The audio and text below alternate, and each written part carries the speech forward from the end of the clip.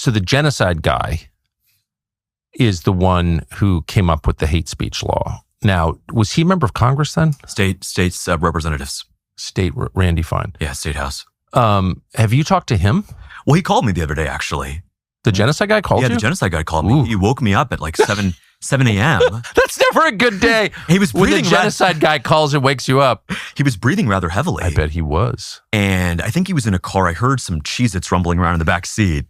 I know that sound, Tucker. I know the difference between a Cheez-It and a Pringle as a former addict. Yeah, me too. But gosh, so he calls me and he says, I hear you're running against Byron. And I said, But that'd be Byron Donalds. That'd be Byron Donalds, yes. Yep. It goes by many names. We have H1 Byron, APAC Shakur. We can get into that later. But I hear you're running against Byron Donalds. And I said, yeah, I'm thinking about it.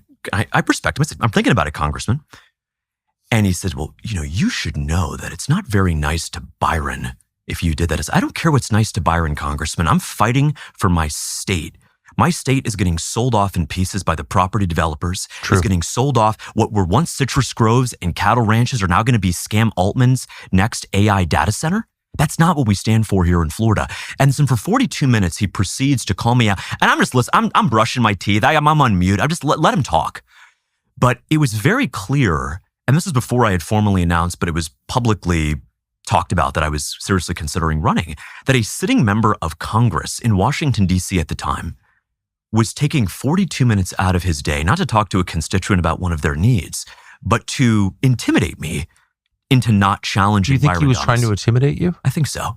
Didn't work. I mean, if he laughs at the murder of children, I guess I shouldn't be surprised, right? Wow. Does he have power in the state? Not really. He has power in the sense that he was the only Jewish Republican in Florida in the state House, state Senate. He, of course, then when Mike Waltz got appointed to National Security Advisor and did such a brilliant job there, his seat was vacant. And then Randy Fine quickly moved into the district and decided to run for Congress after quite literally 2 months beforehand being elected to the state Senate after having served in the state House. And that's why I'm proud to support my friend Aaron Baker, who's now running against Randy Fine, primarying him. Well, so Fine's not even from the district? No, he's not. He's from Brevard County down in Melbourne. How did he get the seat? How did he win?